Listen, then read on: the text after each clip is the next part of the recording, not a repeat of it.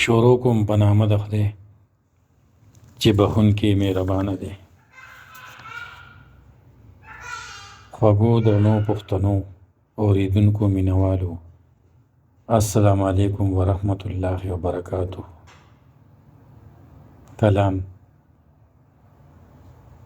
راځه جانانه چې محفل ښکلي کړو، قلم راواخله چې غزل ښکلي کړو. چې بدرنګۍ د منځه وځي بهر، چې بدرنګۍ د منځه وځي بهر، چې ساده والي او شډل ښکلي کړو. لکه سپرلی چې په وطن خواره شو، لکه سپرلی چې په وطن خواره شو، چې اوربلونه خورېدل ښکلي کړو. د شهیدانو مرتبې یادېږي، د شهیدانو مرتبې یادېږي، چې دا مرګونه او مقتل ښکلي کړو. د ارمانونو کروندې موسم دی،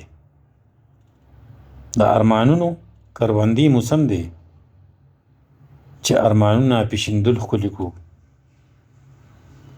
شوق ارڅوک ښکلي کول به غواړي، شوق ارڅوک ښکلي کول به غواړي، لکه اختر چې پر دې خپل ښکلي کړو. کلام: څوک د ځانه مرور دی، لیونی دی ناخبر دی، د هر څه نه پاکیزه دی، بې غرضه بې خطر دی، ځان ته خوښ او ځان ته اوسي، نه په خیر او نه په شر دی.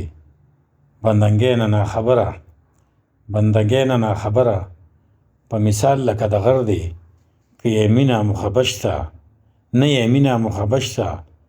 انسانان دي زورور دی، د بالول د خیال ملګری، روح د ځانه بې ګودر دی.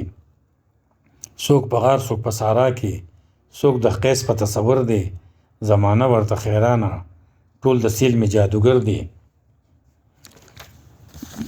بې له مینې څه ژوندون دی، چې څوک پاتې بې دلبر دی، د چا اخیست څوک وارث نشته، چې د خدای نه څوک منکر دی.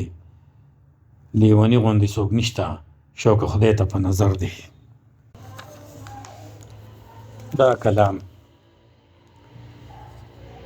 دې واکدارانو ته لږ خیال بدل کړئ، دې فقیرانو ته لږ سوال بدل کړئ. دا ناوېتوب به وي تر کومه پوکې، دا ناوېتوب به وي تر کومه پکې، په پښتونخوا باندې لږ شال بدل کړئ.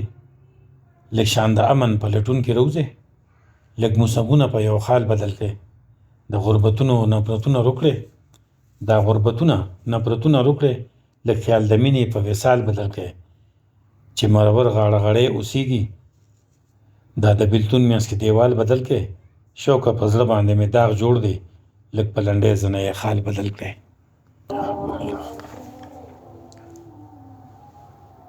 ښکته او پورته انتظار شروع دی، وخت مازدیګر دی په تلوار شروع دی.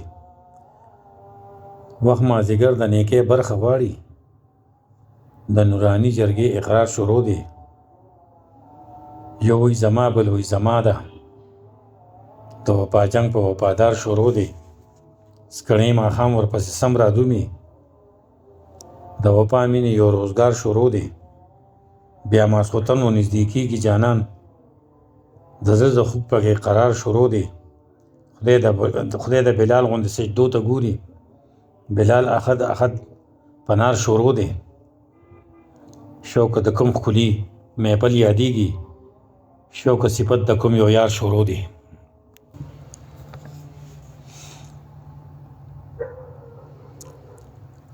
نه یار په خپلو او پردو رضا شو، نه یار د کلو په جرګو رضا شو. ځان یې د ښکلو سره سم ګڼلو، ګل چې د اور په سرو لمبو رضا شو. زخمی زخمی لکه کابل وطن،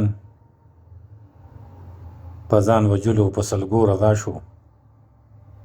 د اختر خوند او مزې پاتې نه شوې، چې خونړی شو په ځوانو رضا شو. د غلامۍ نه خلاصېدل د غلامۍ نه خلاصیږي جانان، د رقیبانو په وعدو رضا شو. ګل د سالې او خوشحالۍ دپاره ځان یې ګاڼه کړو په خردو رضا شو. ټول مینان او رقیبان یوځای شو، شوق وایغل پکې په غلو رضا شو.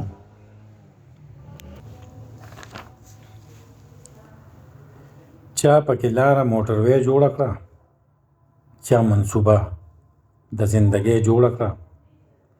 څوک خودکشي کوي په خلکو وردي، د چا پوره یې په پانسۍ جوړه کړه.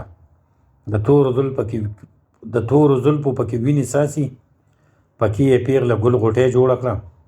چې د ځانه و پیدا وجله، بنده رشته په قربانۍ جوړه کړه.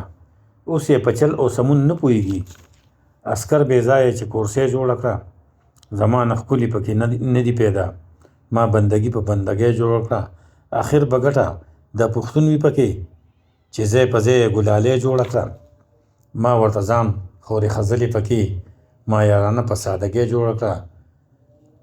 نه یې په کور نه په سارا کې پرېږدي، د شوق په برخه یې لیونۍ جوړه کړه.